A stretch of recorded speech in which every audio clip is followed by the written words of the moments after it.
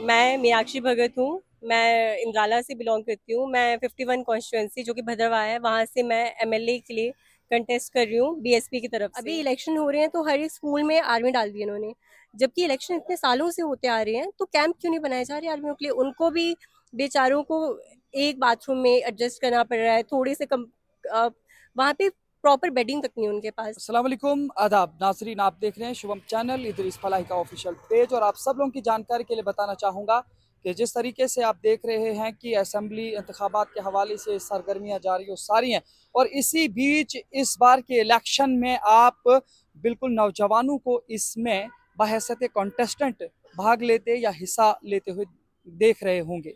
इसी बीच हमारे साथ इस वक्त भद्रवा 51 कॉन्स्टिट्यूंसी से हमारे साथ इंजीनियर मीनाक्षी भगत जी हैं। सबसे यंग डायनेमिक लीडर उभर करके सामने आ रही हैं। इन्हीं के साथ आपको मिलाने की कोशिश करते हैं, क्या कुछ हालात हैं और किस तरह से ये आज जो है हिस्सा ले रहे हैं इंतखाबात में। सबसे पहले आपका बहुत बहुत स्वागत है।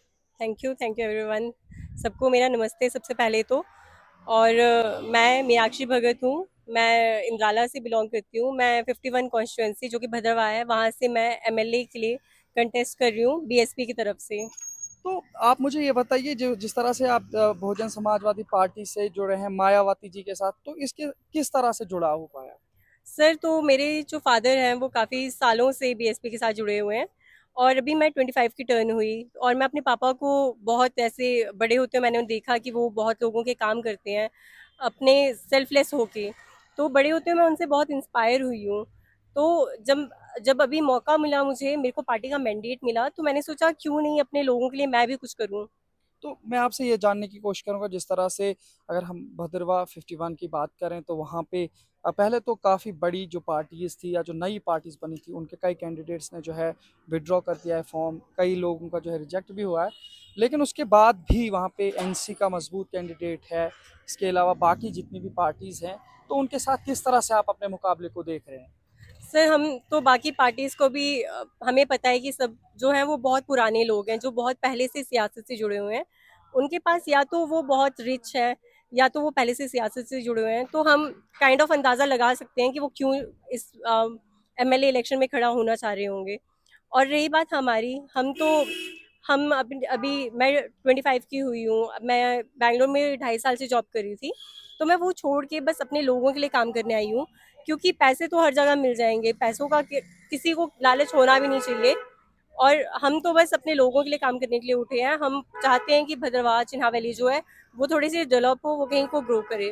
क्या कुछ खास मुद्दे व मसाइल आपको नज़र आ रहे हैं आपकी कॉन्स्टिट्यूंसी में, जिनके लिए आपको उठना पड़ा और बाज़ाब्ता तौर पर आपको एक पार्टी मैंडेट दे रही है? हाँ जी सर, वहाँ पे बहुत सारे मुद्दे जो हैं, ट्रांसपोर्टेशन हो गया, एजुकेशन हो गया, हेल्थ केयर हो गया, ये सारी जो चीज़ें हैं इनको बहुत नज़रअंदाज किया जा रहा है। आप यहाँ से भद्रवाह चले जाइए, रास्ते में बहुत ज़्यादा खड्डे हैं रास्तों में। रोड्स वहाँ पे ढंग से उन्होंने उस पे ढंग से कालक नहीं बिछाई हुई है, ढंग से लुक नहीं बिछाई हुई है। तो ये जो चीज़ें हैं ये क्यों नहीं दिख रही हैं किसी को? क्योंकि शायद से कोई भद्रवाह जा ही नहीं रहा है फिर। ये जब तक हम कॉन्स्टिट्यूएंसी में जाके देखेंगे नहीं चीज़ें, तब तक हमें दिखेंगी नहीं। तो मैं आपसे ये भी जानने की कोशिश करूंगा, जिस तरह से गुलाम नबी आज़ाद साहब का एक टेनवर आया था, उसमें भद्रवाह में टूरिज्म को काफ़ी सपोर्ट मिली थी। लेकिन वो टेनवर ख़त्म होने के बाद जो बना था वो भी उजड़ गया। उसके लिए आप क्या खास करेंगे अगर आप जीत करके वहाँ से आते हैं? सर, पहले तो जो टूरिज्म की बात हुई है, मैंने कहीं पे प्रमोशन नहीं देखी भद्रवाह की। अब वो क्यों नहीं की है प्रमोशन, वो मुझे नहीं पता। अदरवाइज हमारा भद्रवाह को तो कहते ही छोटा कश्मीर है, तो वो छोटे कश्मीर की भी तो टूरिज्म होनी चाहिए। मैंने ना किसी न्यूज़पेपर में देखा, ना मैंने कभी किसी फेसबुक पोस्ट पे देखा, ना मैंने किसी इंस्टाग्राम पे देखा। तो हमें तो नहीं पता ये टूरिज्म का, बट अगर हमें आप इलेक्ट करते हो तो हम ज़रूर मेक श्योर करेंगे कि भद्रवाह में टूरिज्म आए। तो देखिए, एक सबसे बड़ा सवाल जो है, मुझे लगता है कि हमारे जो ऑडियंस है ये भी उतावले होंगे एक चीज़ जानने के लिए, कि काफ़ी सारे लोग ये सोचते हैं कि जो बड़े बड़े रिच इंसान है, जैसे आपने भी पहले कहा था, या बड़े किसी शख्सियत के मतलब वो दिखाने वाले, वही जो है एमएलए इलेक्शन में खड़े हो सकते हैं, वही एमएलए बन सकते हैं। तो फिर एक नौजवान को किस तरह से ये सोच आई कि मैं भी इसमें पार्टिसिपेट करके कॉन्टेस्ट कर सकता हूँ? सर, ये जब भी मैं आपको बता रही हूँ कि जब भी आप यहाँ से कहीं भी जाते हो ना, मैं जस्ट अपने गांव की या भद्रवाह की एग्जांपल नहीं देती हूँ, आप डोडा भी आ जाओ। यहाँ पे इतने बुरे हाल हैं, रोड की कंडीशन ठीक नहीं है, स्कूल की हालत बहुत ख़राब है। अभी इलेक्शन हो रहे हैं तो हर एक स्कूल में आर्मी डाल दी इन्होंने, जबकि इलेक्शन इतने सालों से होते आ रहे हैं, तो कैंप क्यों नहीं बनाए जा रहे आर्मियों के लिए? उनको भी बेचारों को एक बाथरूम में एडजस्ट करना पड़ रहा है, थोड़े से कम वहाँ पे प्रॉपर बेडिंग तक नहीं है उनके पास। तो ये बच्चों की शिक्षा का तो पिछावा हो रहा है, पिछड़ रहे हैं हमारे बच्चे शिक्षा में।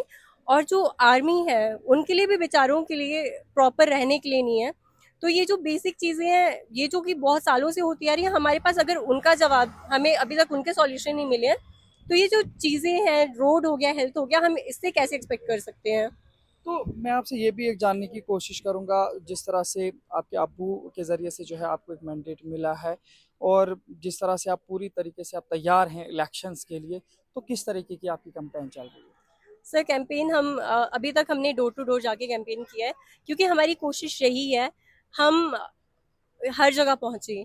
क्योंकि जब तक जो लोग हैं वो देखेंगे नहीं कि उनकी एमएलए की विचारधारा क्या है या उनका एमएलए है कौन, तब तक वो वोट कैसे देंगे?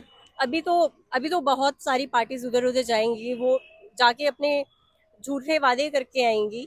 लेकिन हमें इस बारी अपनी डेवलपमेंट पे ध्यान देना है, हमें देखना है कि युवा ही हमारे देश का भविष्य है, हमें इस चीज़ पे फोकस करना है। आप मुझे बताइए, जिस तरह से बीजेपी कहती है कि हमने जम्मू कश्मीर के अंदर बहुत ज़्यादा तरक्की की, काफ़ी सारे काम प्रोजेक्ट्स लाए, आपको क्या लगता है? सर हमें चिन्हा वैली की बात कर रहे हैं, तो सारे प्रोजेक्ट्स जो अभी तक के हैं वो सारे किश्तवाड़ में गए हुए हैं। मेरे को भद्रवाह में कोई प्रोजेक्ट नहीं दिखता, मेरे को चिन्हा वैली में कोई प्रोजेक्ट नहीं दिखता। चिन्हा वैली एज इन ये वाली जो बेल्ट है, इसमें अभी तक मुझे कोई प्रोजेक्ट्स नहीं दिख रहे हैं। हमारे जो यूथ है वो अभी तक बिना किसी काम के बैठे हुए हैं। आप जॉब्स का देख लो, जो हम जो बीटेक करके हमें बाहर जाना पड़ रहा है, तो उनका सोचो जो कि एमए करके बैठे होंगे, एमए करके लोग घर पे बैठे हुए हैं। तो हमारी जॉब्स, हमारा यूथ जो है वो बहुत ज़्यादा बेचारा हो चुका है, और मैं चाहूँगी कि वो इस बारी देखें इस चीज़ को कि तो मीनाक्षी जी, क्या आपका मैसेज रहेगा अपनी कॉन्स्टिट्यूंसी के लोगों के लिए? मेरा मैसेज अपने कॉन्स्टिट्यूंसी के लोगों के लिए यही है कि थोड़ा सा आप जागरूक हुए, थोड़ा सा वोक हुए, ताकि इस बारी हर बारी की तरह जैसे 60 साल या 10 साल के लिए जो सरकार आती है वो आके अपने झूठे वादे करके जो डेवलपमेंट नहीं करती है, इस बारी आपको एक नए चेहरे को, एक नई आवाज़ को भी मौका देना चाहिए, जो कि आपकी आवाज़ बनकर असेंबली में गरजे। चलिए, बहुत शुक्रिया। तो नाज़रीन, आप देख रहे थे हमारे साथ इंजीनियर मीनाक्षी भगत जी थी। आप इनके इस कॉन्टेस्टिंग इलेक्शन के हवाले से क्या कुछ कमेंट और तबसरा करते हैं, आप भी कमेंट में बता सकते हैं। देखते रहिए, अपने मेज़बान इदरीस फलाई को दीजिए इजाज़त, मज़ीद पेशकश करेंगे, तब तक के लिए अल्लाह हाफिज़। मायावती जी जिंदाबाद, मायावती जी जिंदाबाद।